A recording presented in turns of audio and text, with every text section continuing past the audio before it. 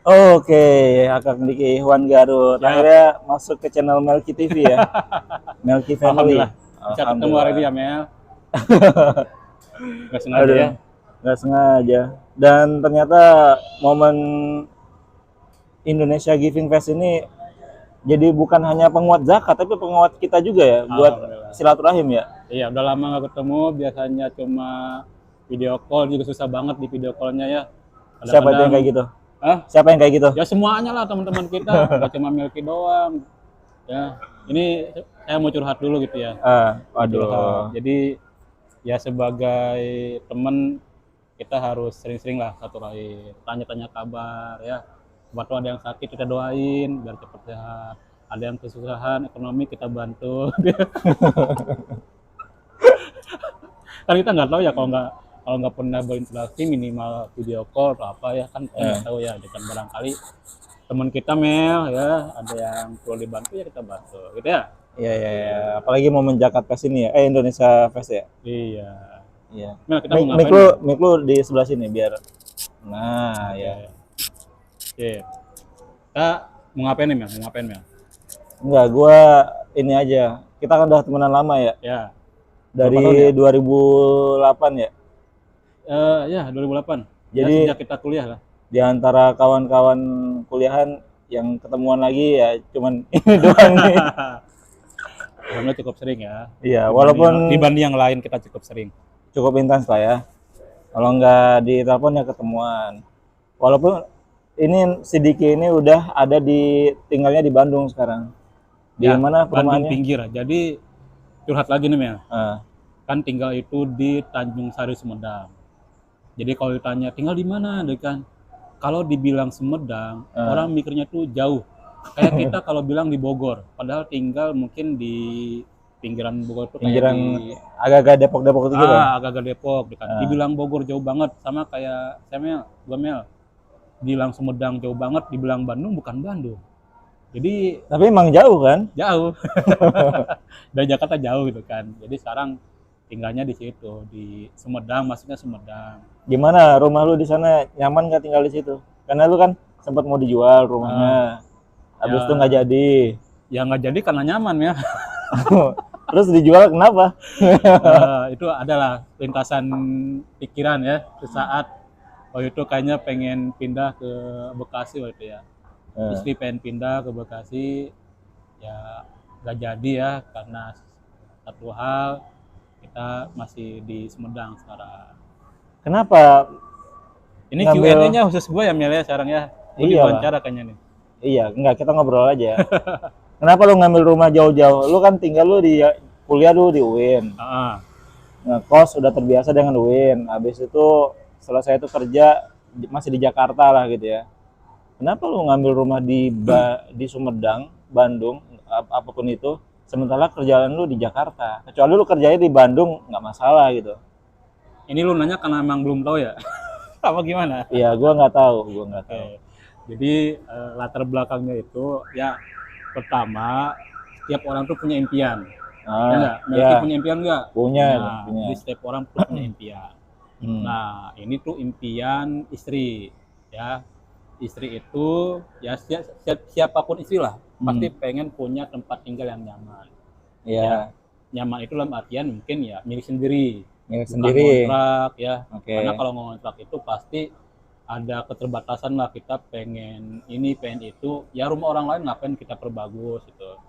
Jadi pertama itu karena ada impian kita lah pengen segera punya rumah sendiri. Ya, Jadi waktu tinggal di Depok itu hampir tiap minggu lah Mel. Sering kita tiap minggu itu jalan-jalan keliling Depok untuk ya survei rumah. Ya, survei rumah. di daerah sekitaran Depok. Ya, ke Sawangan pernah, ke Pasir Putih pernah, kan sampai saya ke istri itu ngapain deh kita survei rumah, kan emang kita punya uangnya kan gitu. Kata istri nggak apa-apa, kita kan pengen tahu dulu kayak gimana sih kalau kita pengen punya rumah, tanya-tanya ke marketingnya, ke developernya, kan akhirnya ya gitulah sering kita ya weekend itu jalan-jalan. Jalan-jalan nyari rumah ya. Iya, survei rumah. Padahal itu nggak punya uang sama sekali. Ya. Dan ini mungkin juga sebagai apa ya motivasi lah buat teman-teman yang belum punya rumah. ya kita harus punya impian gitu kan. Kapan punya rumahnya? Gue yakin di Facebook lu, Instagram lu iklannya iklan rumah semua ya? Ya, Perumahan ya, dulu ya? karena kita ya istri sering searching untuk perumahan di mana. Terus Oke, nggak jadi ngambil di Depok? Ya karena memang belum ada uangnya, Mel. Oh iya. Ya, kita cuma survei-survei aja kan gitu, isi aja gitu. Nah, terus ya karena sudah ada istri itu sudah semangat banget pengen punya rumah. Pernah megang uang itu sekitar 9 sampai 10 jutaan lah. 10 jutaan lah gitu. Iya. 10 jutaan itu memang cukup lah buat DP gitu. Ya sebetulnya nggak cukup juga sih, cuma kata marketingnya bisa dibantu kok gitu kan gitu. Dengan DP 9 juta kita bisa punya rumah di Depok. Bayangkan loh, DP 10 juta punya rumah di Depok. Depok bukan subsidi dong kan? Iya, rumah komersial. Di Depok ada komersial. Ya. Gitu. Nah, tapi ya firasat kita ini nggak mungkin lah gitu kan. Kok semudah itu punya rumah di Depok gitu kan. Dengan DP 10 juta, cicilan sekian, mampulah gitu kan dengan cicilan segitu. Nggak mungkin semudah itulah pikiran kita itu. Akhirnya ya udahlah, nggak usah lah asal nggak yakin gitu kan, kayaknya nih khawatirnya tuh sindikat lah gitu kan, penipuan rumah lah. Tapi dia memang developer gitu. Akunya developer gitu. Nah, uang 10 juta itu nggak, akhirnya dipakailah buat bisnis. Ingat kan Mel, pernah buka coklat jodoh, jadi franchise minuman. Nah, itu sebetulnya uang tabungan kita buat yaitu beli rumah, nyicil DP lah kan gitu, nyicil DP rumah. Akhirnya ya usaha nggak jalan, cuma sebulan bertahan, uang habis. Kan laku, Dik. Kan ada yang beli kan? Ada yang beli, cuma kan gak nutup, Mel, ya nggak balik modal. Berapa bulan itu? Sebulan aja, sebulan itu ya omsetnya cuma bisa buat ya bayar karyawan aja gitu kan. Jadi nggak bisa untuk kita, hitung-hitungan kita, kayaknya kita juga belum siap lah untuk jadi seorang. Ini bukan salah produknya, tapi salah di. Bukan salah produknya, tapi memang mental kita belum siap. Ya, disclaimer dulu, bukan salah produknya, bukan salah coklat jodohnya, tapi mental kita yang memang belum siap. Karena produknya enak, Dik. Kan gua udah kesana kan pas awal opening. Gini Mel, kenapa mental kita belum siap? Kita masih suka jalan-jalan.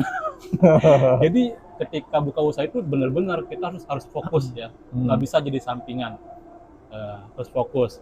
Terus ya itu, habis bahan kita harus beli bahan. Sedangkan kita mungkin lagi jalan kemana gitu ya, kan ditelepon sama karyawan kita, Pak, bahan kita habis buat ini, kita pulang beli ini, nyiapin es batu, nyiapin apa deh kan.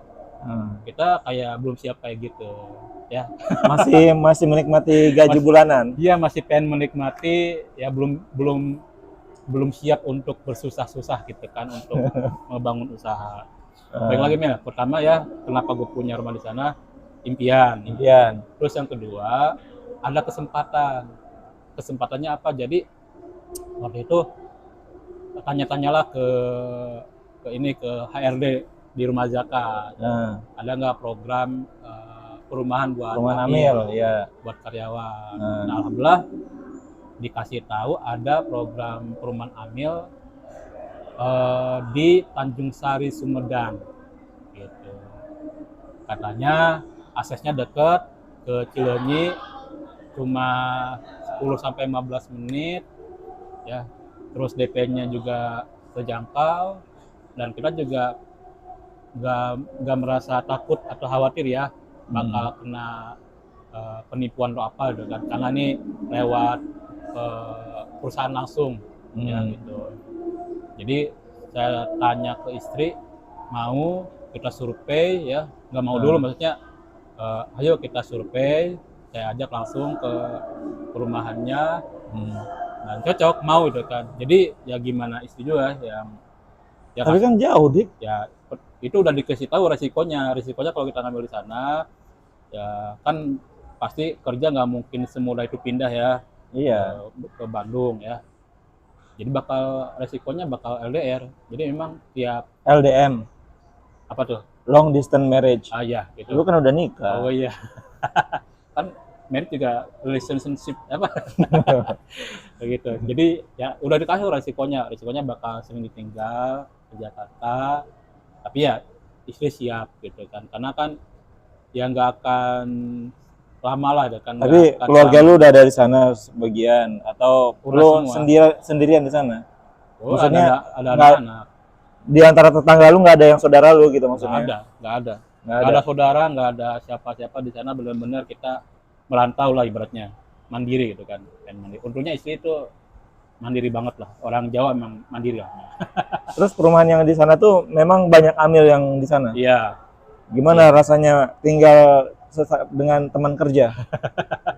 Lu kan kalau nggak masuk kan, bolos lu ya gitu. Waduh, itu mah kayak gitu emang. kayak anak SD juga bolos ya. Ya gitu.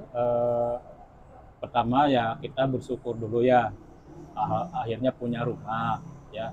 Enggak, lu kan bisa nyari minimal di Bogor, minimal di Bekasi, yang akses ke tempat kerja lu itu lebih dekat gitu loh. Lu malah nyari yang harus melewati jalan tol antar provinsi. Ya waktu itu nggak mikir cari rumah di Bogor apa di Bekasi apa di Tangerang. Sama-sama adem kan? Sama-sama adem mungkin, tapi karena pengen suasana baru lah ya, yang lebih sejuk ya, gak cuma adem, sejuk gitu ya. Kita di sana deh kan. Makanya Melki datang. Sekarang gimana di sana? Udah mulai nyaman? Mau dijual lagi nggak rumahnya? Insya Allah dijual lagi. Berarti nggak nyaman dong. Nyaman. Tapi mau dijual. Cuma kan itu kan rumah subsidi ya, subsidi yang ya terbatas lah. Ya cuma luasnya kan cuma 10x6. Nah, terus ya kualitas rumah subsidi tau lah kayak gimana kan gitu. Dipaku dikit aja udah ini tuh kan. Tapi lo mau jual lagi rumahnya? Rencana iya mau kita jual, tapi bukan dalam waktu dekat ini. Gitu. Berapa kisaran berapa? Nggak tahu ya, karena itu baru rencana jangka panjang juga, nggak dalam waktu dekat ini kita mau jual. Iya, lu kalau mau ngejual rumah kan nggak bisa cepat juga lakunya. Lu jual dari sekarang, biar orang-orang tahu kalau tuh rumahnya dijual. Tapi lu pasang harga yang lebih tinggi dulu, sehingga lu nggak terlalu rugi gitu. Ya karena nggak sekarang ya, nggak dalam waktu dekat ini. Ngerti nggak? Mungkin 2 tahun lagi, 3 tahun lagi gitu. Jadi bukan dalam waktu dekat ini mau dijual atau gimana gitu kan. Tapi bukan berarti nggak berkah. Berarti masih setengah-setengah lah niat buat mau jualnya ya? Iya. Ya karena niatnya ingin berpindah ke tempat yang lebih baik. Oke. Ya. Dan sekarang lu udah jadi konten kreator ya? Oke, ya. Di Instagram ya? Ya. Sahabat Kang Diki. Kenapa lu, inspirasi lu dari mana yang kayak gitu? Kan kalau dulu lu memang aktif di sosmed, tapi kan nulis, ada foto dicekrek, tulis statusnya, dan tulisan lu memang bagus gitu kan? Karena nulisnya pakai HP ya, bagus. Terus sekarang lu bikin konten tapi video, kenapa? Lu udah ngerasa pede, lu ganteng banget gitu, sehingga lu memunculkan wajah lu. Kenapa ya? Ya sekarang kan udah zamannya ya, udah zamannya orang bikin konten kreator, terus melihatnya itu kayaknya seru aja gitu, seru daripada kita cuma jadi penonton. Kenapa tidak kita jadi ya kreator juga gitu, yang bikin konten kan? Ya pengen ini ya experience-nya gimana gitu kan? Apakah kan kita lihatnya kok kayaknya gampang gitu ya bikin konten lucu, konten orang nge-review apa makanan, nge-review rumah, jalan-jalan, bikin konten gitu kan. Selama ini seneng aja nonton gitu kan, nonton konten begitu. Nah, cuma ya kenapa tidak gitu kan, untuk dicoba jadi konten kreator juga. Kan baru mulai juga, Mel belum punya channel YouTube kayak Melki kan, gitu kan. Baru di Instagram aja gitu kan. Alhamdulillahnya dapat sambutan ya. Sambutan baik. Udah punya banyak fans ya sekarang. Udah punya banyak fans ya. Kan. Ya ada perubahan lah kan dari sebelumnya tuh yang komen, yang like mungkin di Instagram, di Facebook gitu kan. Ya mungkin orang juga ngelihatnya biasa gitu kan. Tapi dengan adanya konten sahabat Kang Diki, kemudian kita ya sebetulnya seru-seruan aja gitu kan. Kenapa nggak jadi sahabat Fedi Nuril? Siapa memang Fedi Nuril kan bukan. Kan lu mirip Fedi Nuril, Dik. Dulu ya, Dulu ya. Sekarang Fedi Nurilnya mirip Kang Diki. Lu kan dulu sering update status gitu ya, pas zaman kuliah. Habis itu nikah. Setelah nikah tuh agak mereda dikit. Kenapa tuh? Semuanya di statusin. Oh iya. Termasuk istri lu yang ketinggalan helm. Disuruh jemput, datang-datang di videoin. Inilah salah satu kekuatan konten Kang Diki. Itu konten udah lama, tahun 2016. Tapi ini Melki masih ingat. Kan kasihan abdanya, kasihan istri lu. Ini salah satu Datang-datang malu di videoin. Ya, kita aja mungkin lupa-lupa ingat gitu ya, tapi Melki ini masih ingat ya konten itu ya. Kenapa ya? Kenapa lu jadi mereda gitu? Yang evaluasi lah, kenapa ya mungkin karena sudah berdua ya, ada istri, ya mungkin istri juga membantu menilai, mengevaluasi kayaknya konten-konten saya terlalu lebay. terlalu berlebihan, apa-apa diupdate ya kan. Jadi harus dipilah-pilah lah dengan mana yang bagus untuk konsumsi publik, mana untuk konsumsi pribadi. Jangan itu konten pribadi ya, khususnya konsumsi pribadi aja, tapi dijadikan konsumsi publik gitu kan. Ya kita harus pilah-pilah lah Mel untuk membuat konten. Jadi nggak ada yang tiba-tiba ngevideoin ketinggalan helm, udah nggak kayak gitu lagi ya? Enggak. Abis diomelin ya. Gitu. Jadi ya evaluasi lah. Karena kita harus bisa bikin improvisasi yang baru kan gitu. Dik, lu kan udah punya 2 anak. Akram, Sultan. Kalau seandainya nih anak lu ditanya sama orang, bapak lu manggilnya apa? Ayah. Nah, kalau Akram ditanya gitu ya, Akram, ayahnya Akram itu seperti apa sih orangnya? Lu pengen jawaban Akram seperti apa? Menilai seorang ayah. Ya Akram suka bilang ayah itu hebat, ayah keren. Suka nanya gini, ayah bisa nggak begini gitu kan? Bisa dong Akram, ayah bisa begini gitu kan. Ya alhamdulillah anak suka mengapresiasi juga ya dengan apa yang dilakukan oleh ayahnya kan gitu. Ayahnya keren, tapi sesungguhnya yang lu inginkan jawaban dari anak lu apa? Lu dikenal sebagai seorang ayah yang kayak gimana? Ayah yang hebat. Ayah yang hebat. Iya. Hebat dalam karirnya ya, hebat dalam rumah tangganya, hebat dalam ya bertemannya dia gitu kan gitu. Jadi hebat dalam semua hal gitu ya. Ayah yang hebat buat Akram juga, hebat buat Sultan, semuanya gitu kan. Gitu. Jadi ayah hebat. Karena sudah lowbat, kita udahin aja ya. Nanti kita langsung ngobrol lagi lanjut part 2 kalau ketemu lagi ya. Oke, makasih banyak nih Melki udah undang ke podcastnya. Asik. Lowbat